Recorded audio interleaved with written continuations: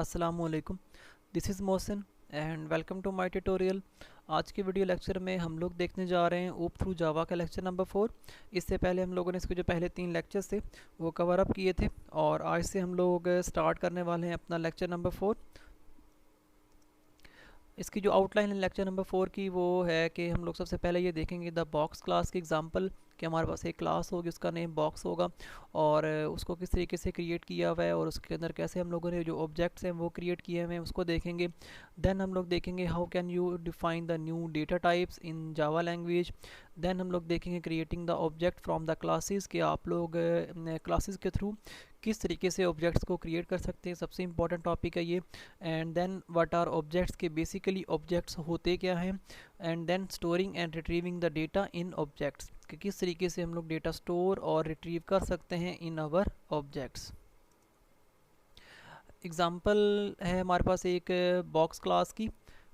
इस box class की example को समझने से पहले आप लोगों को मैं कुछ डिटेल में लेके जाऊंगा कि किस तरीके से हम लोग ये बॉक्स क्लास क्रिएट कर सकते हैं और किस तरीके से इसके जो ऑब्जेक्ट्स हैं वो क्रिएट होते हैं। तो इसको समझने से पहले हम लोग कुछ डेफिनेशन रीड कर लेते हैं। Creating the object from the class, ठीक हो गया। बेसिकली क्लास की डेफिनेशन बता रहा है, रिपीट कर रहा है दोबारा से कि क्लास इज़ टेम्पलेट और स्केच ऑफ एन ऑब्जेक्ट, कि हमारे पास जो क्लास होती है वो एक टेम्पलेट होता है या स्केच होता है एक ऑब्जेक्ट का। कि जब भी हम लोगों ने एक ऑब्जेक्ट क्रिएट करना होता है तो उसके लिए हमें सबसे पहले क्या क्रिएट करनी पड़ती है, एक क्लास। वही क्लास जो होती है वही हमारा एक टेम्पलेट या स्केच होता है, यानी कि उस क्लास को यूज़ करके हम लोग एक ऑब्जेक्ट क्रिएट कर सकते हैं।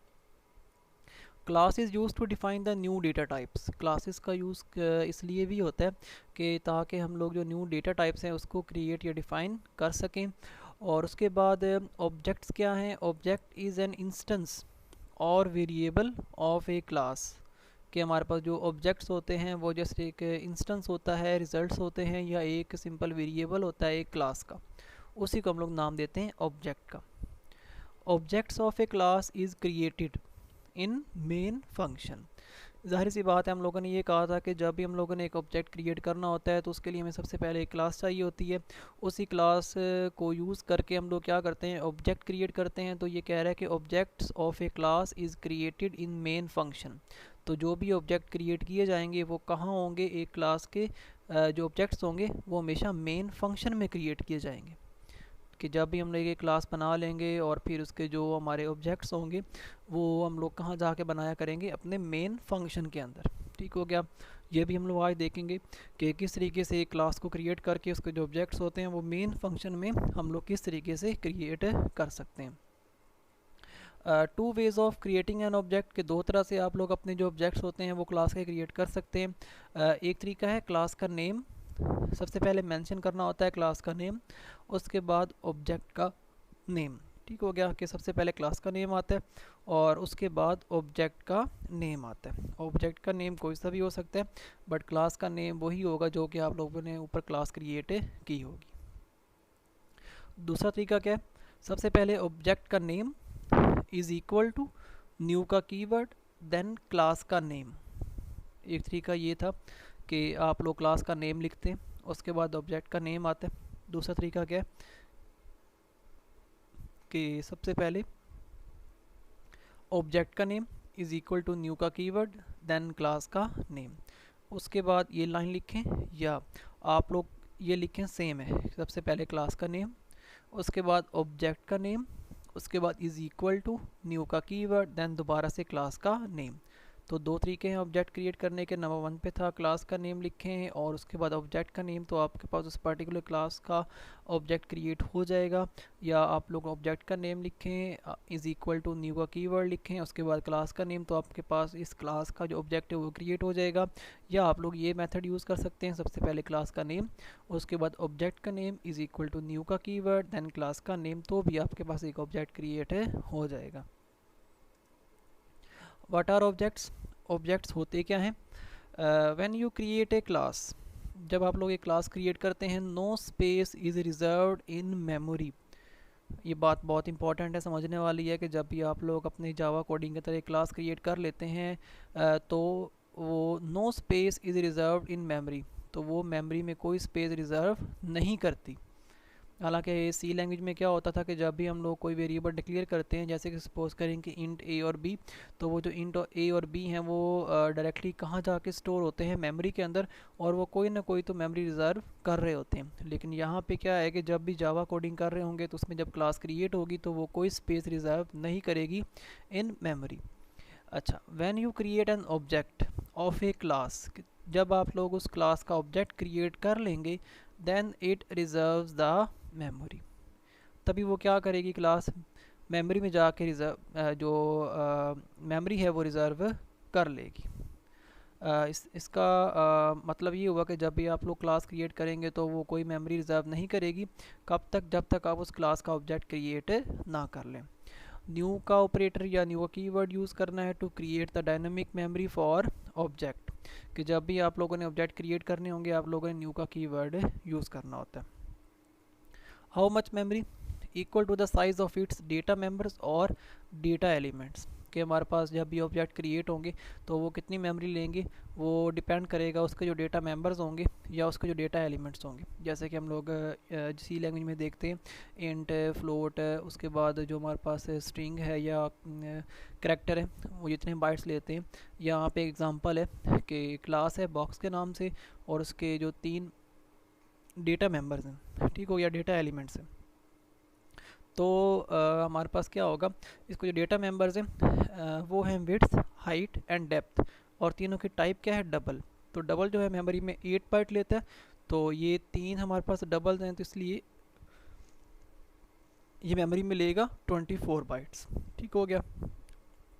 मीन्स कि जब भी हम लोग ये काम किया करेंगे, एक क्लास बनाएंगे, तो हम लोग डेटा मेंबर्स तो डिक्लेयर कर देंगे, बट फ़िलहाल ये जो क्लास है, ये 3 मेंबर्स हैं, ये मेमोरी में कोई मेमोरी रिज़र्व नहीं कर रहे।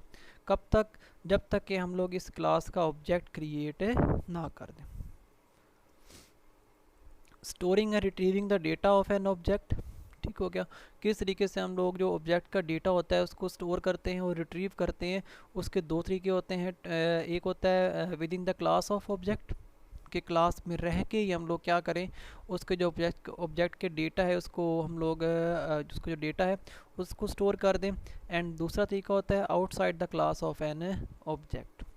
अभी देख लेते हैं किस तरीके से हम लोग with in the class of an object, एक क्लास में ही रह के उसके जो ऑब्जेक्ट के डेटा मेंबर्स हैं उसमें डेटा स्टोर कर सकते हैं। सबसे पहले हम लोग ये पढ़ रहे हैं कि 2 वेज ऑफ स्टोरिंग डेटा, 2 तरीका होते हैं डेटा को स्टोर करने के। पहला तरीका है with in the class of object और दूसरा है outside the class of object.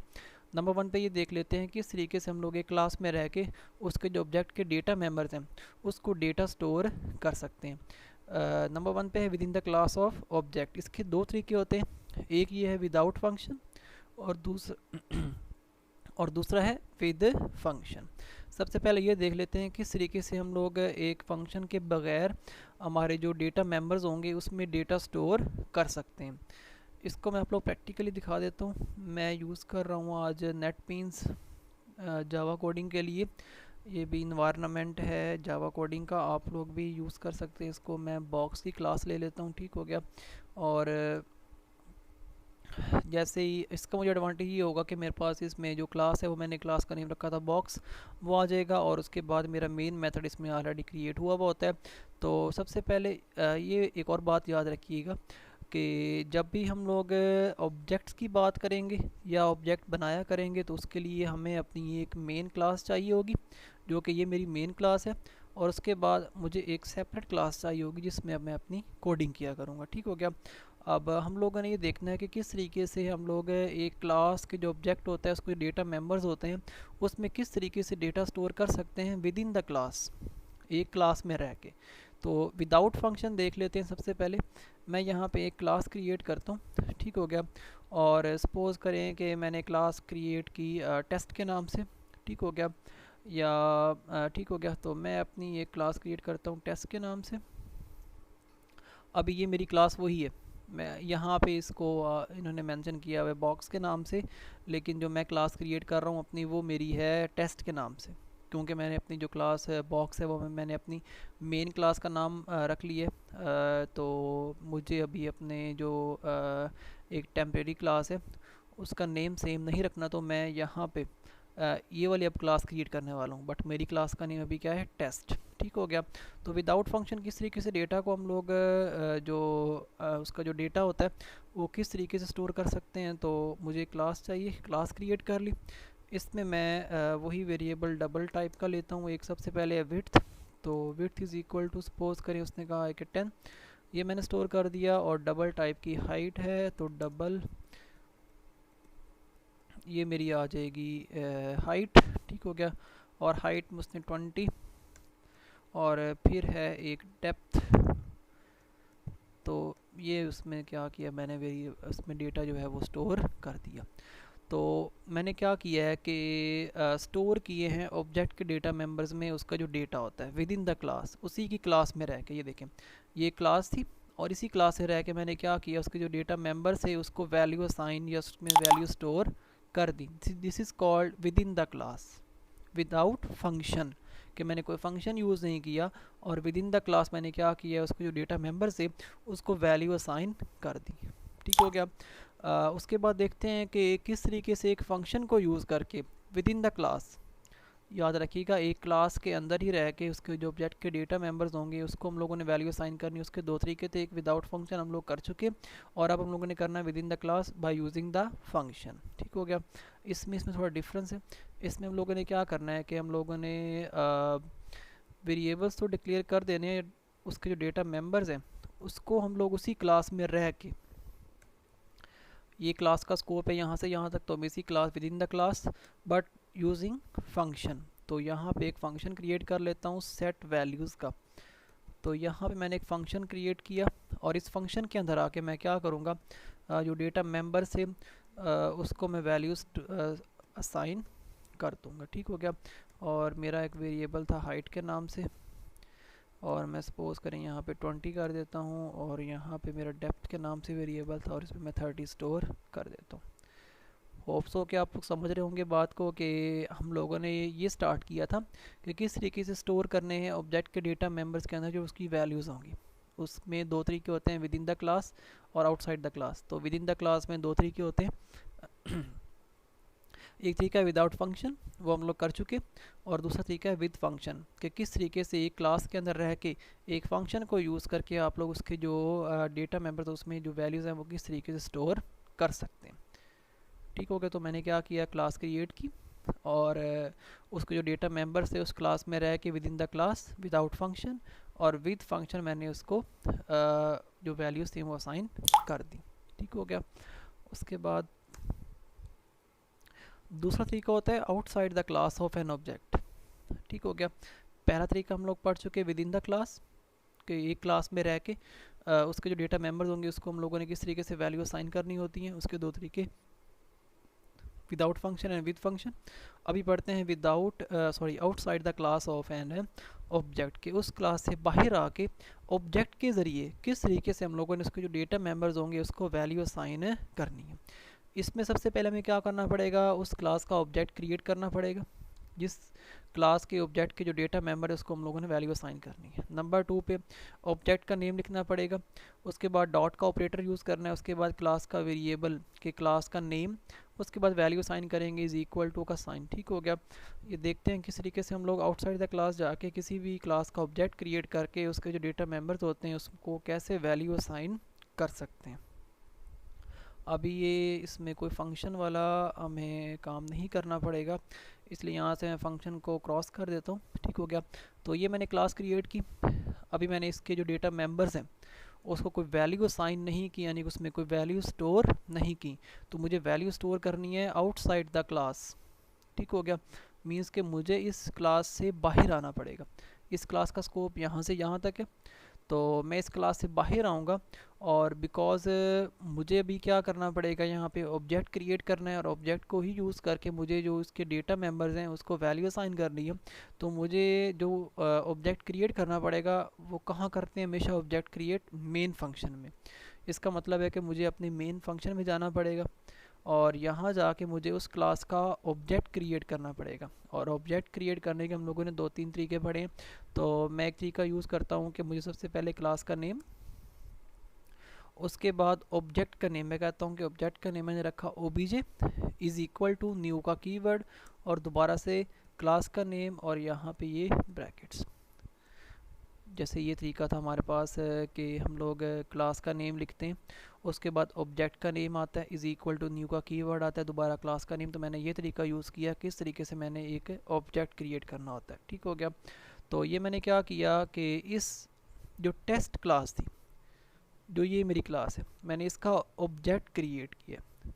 तो अभी आप लोग होपफुली समझ रहे होंगे कि बेसिकली ऑब्जेक्ट्स होते क्या हैं।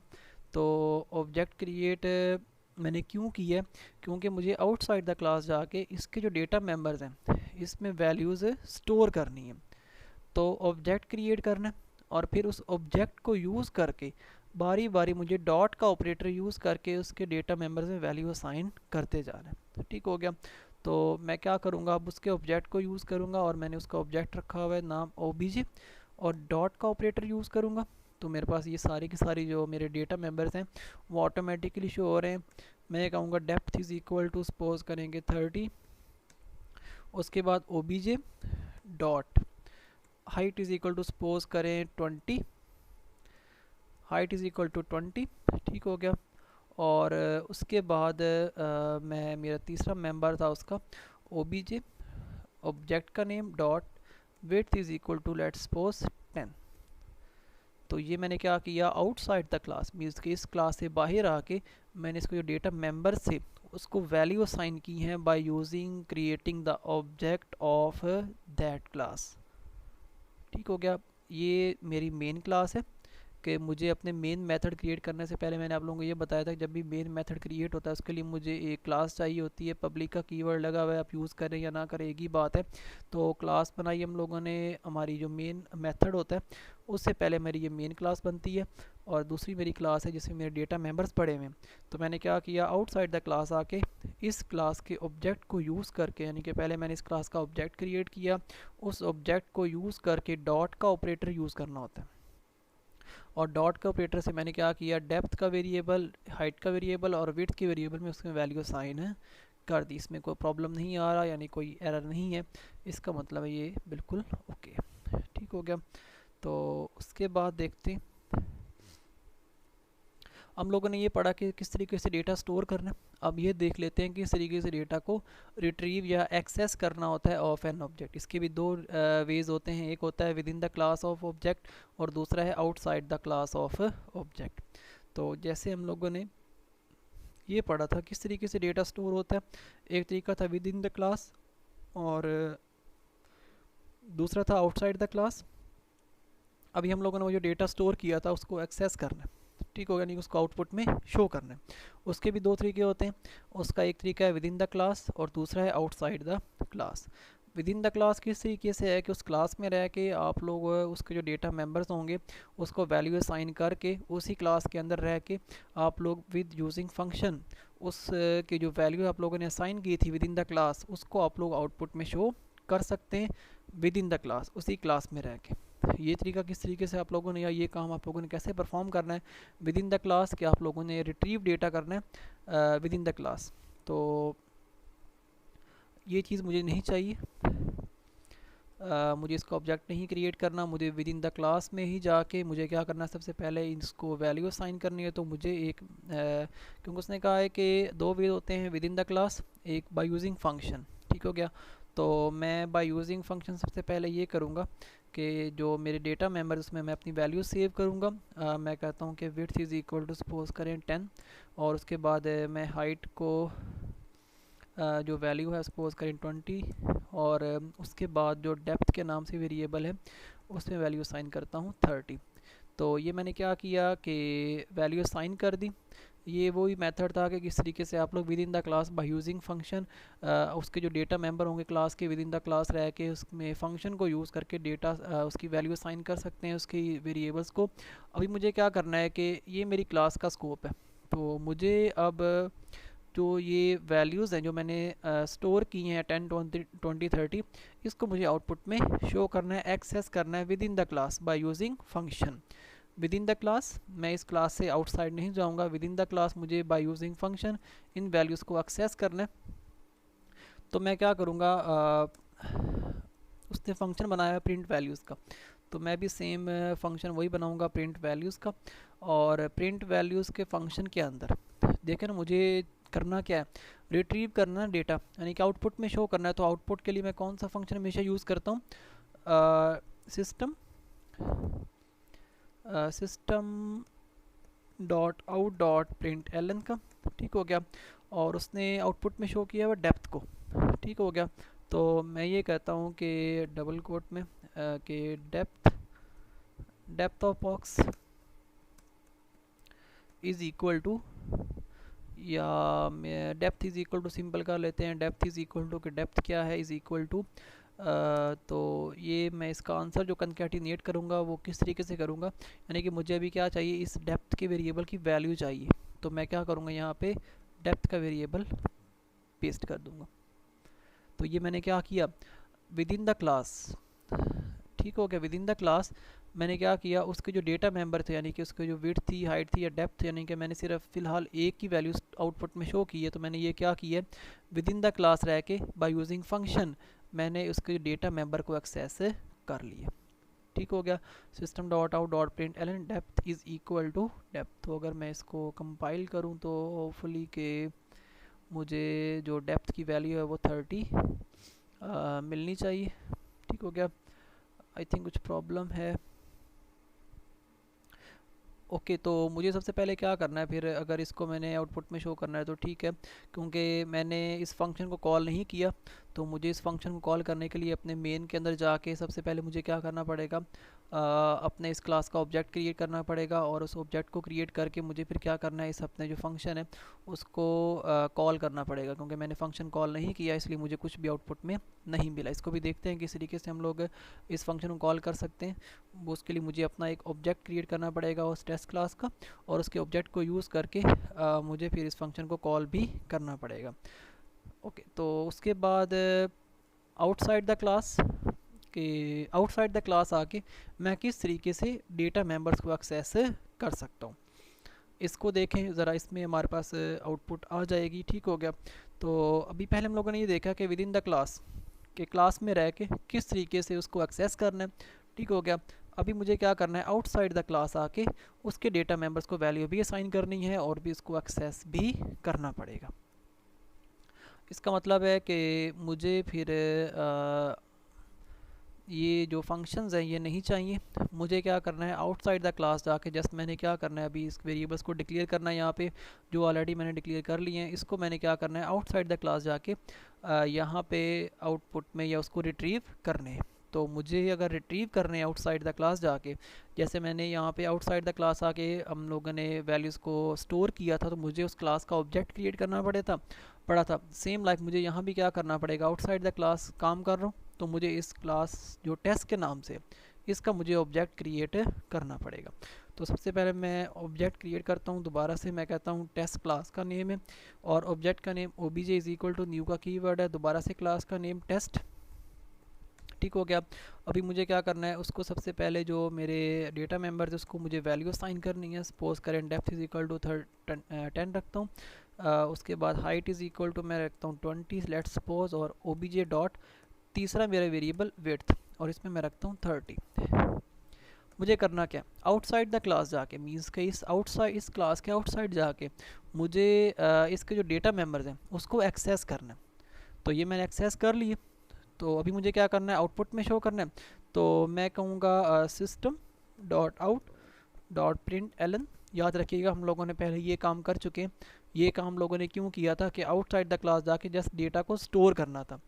अभी मैं क्या कर रहा हूँ, आउटसाइड द क्लास जाके इस क्लास के आउटसाइड जाके मैं इसके जो मेंबर्स हैं उसको वैल्यू भी असाइन कर रहा हूँ और उसको आउटपुट में शो भी करने लगा हूँ। तो मैं यहाँ पे ये कहूँगा डेप्थ इज़ इक्वल टू, अगर मैं डेप्थ कर देता हूँ तो आई थिंक प्रॉब्लम आएगा। लेट्स सपोज कि मुझे आउटपुट मिलेगी, हाँ मुझे आउटपुट नहीं मिलेगी। रीज़न क्या है, क्योंकि मैंने यहाँ पे जो ऑब्जेक्ट है उसको यूज़ करके डेटा स्टोर किया था, तो मुझे यहाँ पे obj भी लगाना पड़ेगा, ठीक हो गया। अभी ओके ठीक हो गया। तो अभी मुझे क्या मिलना चाहिए कि जो डेप्थ है वो इज़ इक्वल टू 10। तो ये मुझे आंसर मिल चुका है। Depth is equal to 10.0। Depth 10.0 क्यों है? क्योंकि इसकी जो टाइप थी वो डबल टाइप थी। ठीक हो गया। होप सो कि आप लोगों को समझ आया होगा कि किस तरीके से हम लोग क्या करते हैं, डेटा स्टोर करते हैं किसी भी ऑब्जेक्ट के ज़रिए, और किस तरीके से उसको आउटपुट में शो करना होता है। तो दो तरीके थे, विद इन द क्लास, और उसके बाद था outside the class data store करने के लिए, और फिर था टू वेज थे डेटा को एक्सेस करने के लिए, विद इन द क्लास और आउटसाइड द क्लास। ठीक हो गया। इसको हम लोगों ने विद फंक्शन परफॉर्म किया है। और लास्ट टाइम लोगों ने देखा है आउटसाइड द क्लास, किस तरीके से आउटसाइड द क्लास जाके उस क्लास का ऑब्जेक्ट क्रिएट करके उसके डेटा मेंबर्स को आउटपुट में शो करना होता है। That's it. एंड देन आप लोग अगर वो बॉक्स वाली क्लास या उसकी एग्जांपल थी वो देखना चाहते हैं तो देख सकते हैं। इसमें क्लास क्रिएट हुई हुई है और उसमें 3 डेटा मेंबर्स हैं, और उसके बाद आउटसाइड द क्लास, ठीक है, समझ रहे होंगे आप लोग अब बात कि इसने क्या किया है कि हमारी मेन मेथड क्रिएट करने से पहले हमारे इसमें इसने एक और क्लास ली है बॉक्स डेमो के नाम से, ताकि हम लोग अपना मेन मेथड स्टार्ट कर सकें। और फिर उसने यहाँ पे आके क्या किया है, इस बॉक्स क्लास का एक ऑब्जेक्ट क्रिएट किया है, बॉक्स1 ऑब्जेक्ट का नेम है इस क्लास का। और उसने आउटसाइड द क्लास आके सबसे पहले क्या किया है, इसके जो डेटा मेंबर्स है उसको वैल्यू असाइन की है, और फिर आउटसाइड द क्लास आके उसके डेटा मेंबर्स को आउटपुट में शो भी किए। ठीक हो गया। That's it for the lecture number 4। Hope so कि आप लोगों को समझ आया होगा, थोड़ा कॉन्सेप्चुअल था। अगर आप लोग इसको गौर से देखेंगे तो आप लोगों को यकीनन इसकी समझ आ जाएगी। और इसके बाद हम लोग स्टार्ट करेंगे अपना लेक्चर नंबर 5। तब तक के लिए अल्लाह हाफिज़।